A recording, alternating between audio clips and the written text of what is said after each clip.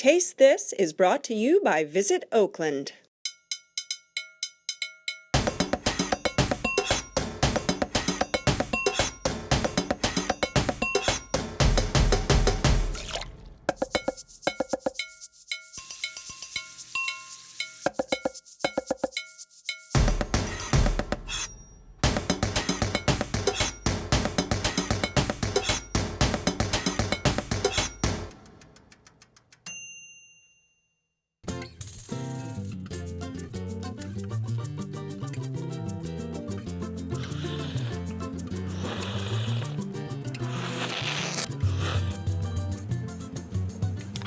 No, I'm not being rude. I'm learning how to cup coffee today. Oh.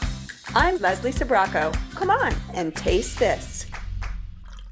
All right, as a wine taster, I sample thousands of bottles a year, and there's a process that you go through to analyze and talk about the wine. And I've always wondered about coffee. So today I'm gonna learn how to cup coffee, which is testing for quality. And I am with one of the country's top testers, Trish, and you are a Q-Grader, which is a certification, right? Yeah, it's a certification worldwide. There are about 4,500 worldwide people that taste coffee for a living and decide where it ranks in terms of like really good, very, very good, excellent, or just regular. Right, and you were the first woman in the US Yes. to be awarded this certification. Talk to me about what cupping is.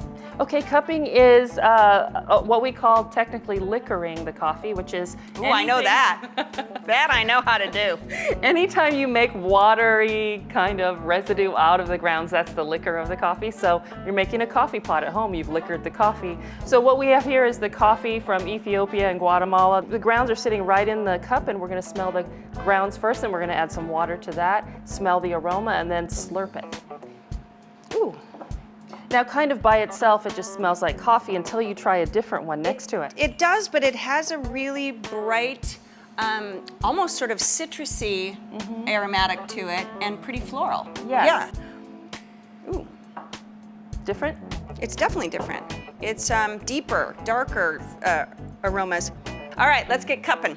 We're gonna just pour off a few of these. We'll pour the Ethiopians and the Guatemalas. And this is gonna actually take 4 minutes to steep. And you can start to smell a different kind of fragrance coming off, and we call that aroma. It goes from fragrance to aroma. When hot water gets in there, it actually changes the chemistry a little bit. I'm gonna stir it 3 times, trying not to push any of the grounds out, and then smelling as many times as I can.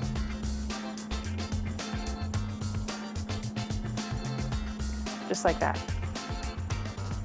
Oh, it does. It explodes aromatically. There I got more of that zest, almost like the oiliness of a lemon peel. Butterscotch. Ah, I nice. like butterscotch pudding. That's great.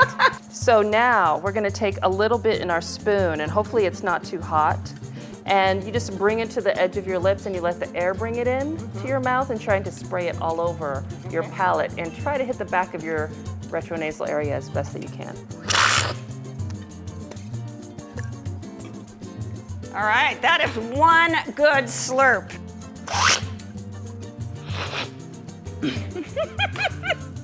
Oh my God, that went in my nose. How was that? Great. I want everybody to come and cup, because this is hard work. Good. It is a florally, sort of a very pretty coffee. That's a good way to put it, Yeah, it's a very pretty coffee. I really like this. You slurp it, and then you can kind of Swish it. Yeah. Okay. I've been slurping, but not swishing.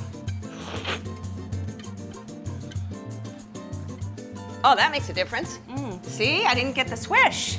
That was And the you'll tip. notice when you do the swish, you'll notice the texture difference between the Totally. Ethiopia and the Guatemala. The This one is Ethiopia's- light Yeah. and delicate, and this one has more richness on the palate. These are the ones that have been selected and are performing well.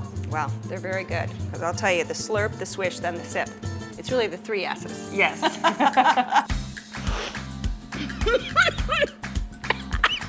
You're doing great, though.